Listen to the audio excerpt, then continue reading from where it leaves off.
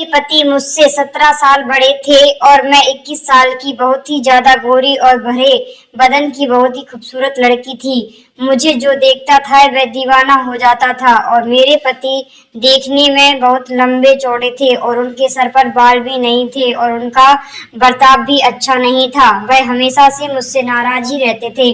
शादी की पहली रात को उन्होंने मेरे साथ जो किया वह अच्छा नहीं था।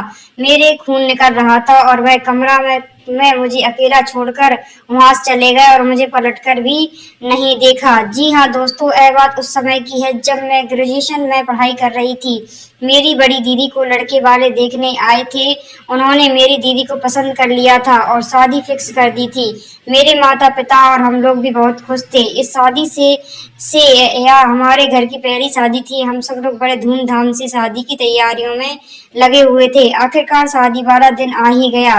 घर पर बारात आ गई। मंडप में दूल्हा बैठ गया और लड़के वालों ने कहा जाकर दुल्हन को बुला कर लाओ।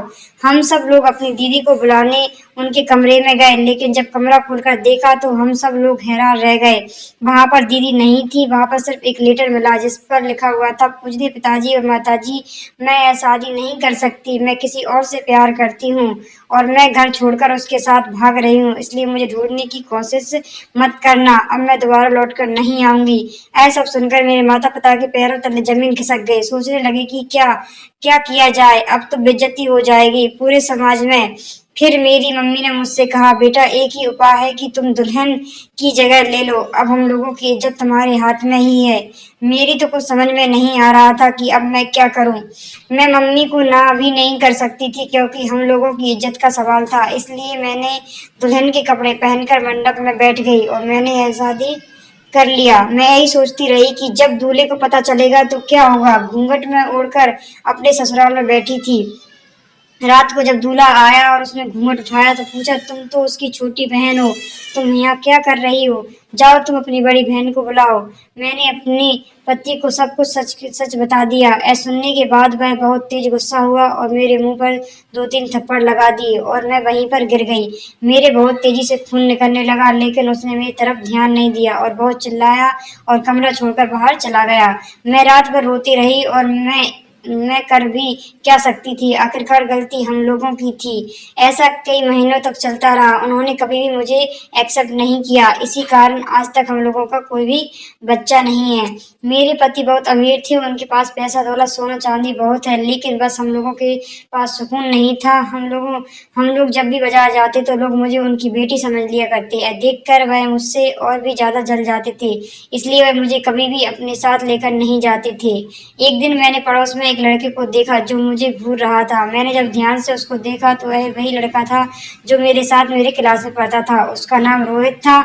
हम लोग कभी एक साथ बैठकर बात कर लिया करते थे। मेरे पति से तो मेरी हमेशा लड़ाई ही होती थी। पूरा मोहल्ला हम लोगों पर हंसता था और हम लोगों की लड़ाइयों को देखकर मजे लेते थे, लेकिन केवल रोहित ही था जो मेरे दुख दर्द को समझता था। एक दिन मैं और रोहित घर के बाहर खड़े होकर बात कर रहे थे, तभी अचानक मेरे पति आ गए और उन्होंने हम लोगों को देख लिया। वह मेरे ऊपर बहुत चिल्ला रहे थे और मुझसे लड़ाई कर रहे थे।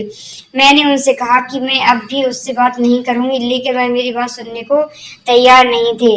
बहुत जोर जोर से चिल्ला रहे थे, जिसकी वजह से उनका बीपी हाई हो गया और वह चिल्लाते हुए जीने की तरफ चलने जाने लगे। तभी उनका पैर फिसल गया। वह जीने से फिसलकर सीधा नीचे गिर पड़े। फिर मेरी तो समझ में नहीं आ रहा था कि जब अब मैं क्या करूं। मैंने सोचा क्यों ना राहुल की मदद के लिए जाए और मोहल्ले वाला तो मेरी मदद नहीं करेगा, इसलिए मैं तुरंत ही अपने पड़ोस से राहुल को बुला कर लाई और हम दोनों तुरंत उनको हॉस्पिटल ले गए। हॉस्पिटल ले जाने के बाद डॉक्टर ने मुझसे कहा कि आपके पति कोमा में चले गए हैं, अब भगवान ही इनकी रक्षा करें। मैं भगवान से बहुत प्रार्थना करने लगी, इनको जल्दी से ठीक करना। मैंने और राहुल ने दिन रात उनकी सेवा की। मेरे पति को भी एहसास हो गया था कि इतना पैसा दौलत होने के बावजूद भी किसी ने उनका साथ नहीं दिया। सिर्फ राहुल और मेरी पत्नी ने मेरा इतना साथ दिया है। एक दिन डॉक्टर ने मुझे कॉल किया और कहा, आपके पति होश में आ गए हैं, जल्दी आ जाइए। मैं और राहुल जल्दी से हॉस्पिटल पहुंचे।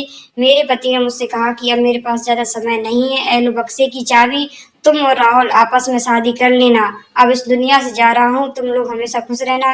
कहते हुए इस दुनिया से चले गए।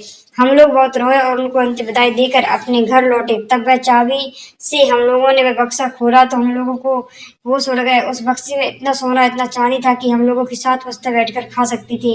मैंने और राहुल ने शादी कर ली। आज हमारे 2 बच्चे भी हैं। आज हम लोग मजे से अपनी जिंदगी जी रहे हैं, बहुत खुश हैं।